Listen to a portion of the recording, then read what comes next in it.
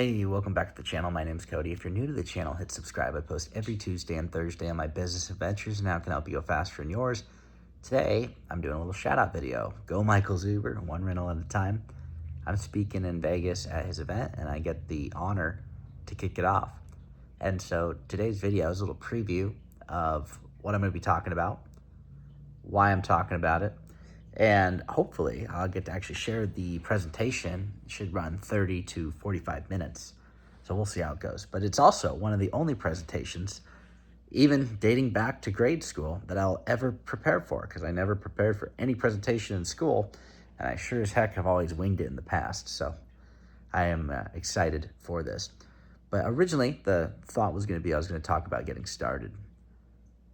How do you get started? And the reality of the situation is a lot of the people I'm going to be connecting with, a lot of the people in that community, and a lot of people in general, yourself probably included, you've started on the journey. And so that topic might have missed a lot of people opening an event. Instead, I'm going to be talking about, which is just in a week from today, today, is how to take the next step. Because you're at some step in your journey. I'm about 7 years into the 10-year journey. For some people, it'll take 5 years. For some people, it'll take 15.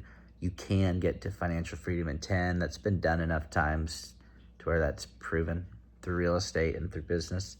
And so my goal is going to be identifying in this presentation, which isn't going to be super long. It'll probably be 30 minutes or so of prepared content and then Q&A.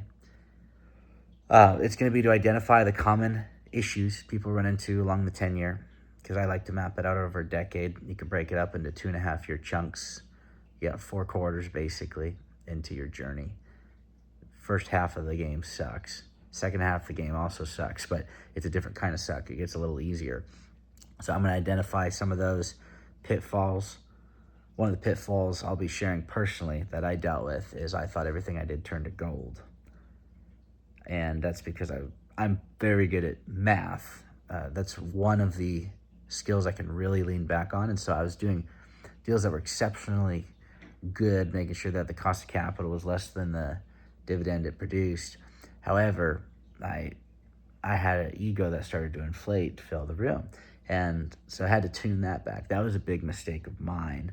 And that's one mistake of many that both I've made, but many people make. And so I want to identify those, identify the pitfalls people are going to hit, some of the wins that you're going to get along the way, and then making sure that you understand when you hit those wins, there's going to be more pitfalls if you don't stay the course or you start to deviate from what you've been doing. So I want to identify the next step. You identify the problems, then you can really figure out, okay, if we know where we're going and we know where we're at, this is a logical decision rather than an emotional decision. So I'm going to map all that out. It's going to be a lot of fun. More fun than the presentation. It's going to be fun networking with everybody. But again, a shout out to Zuber.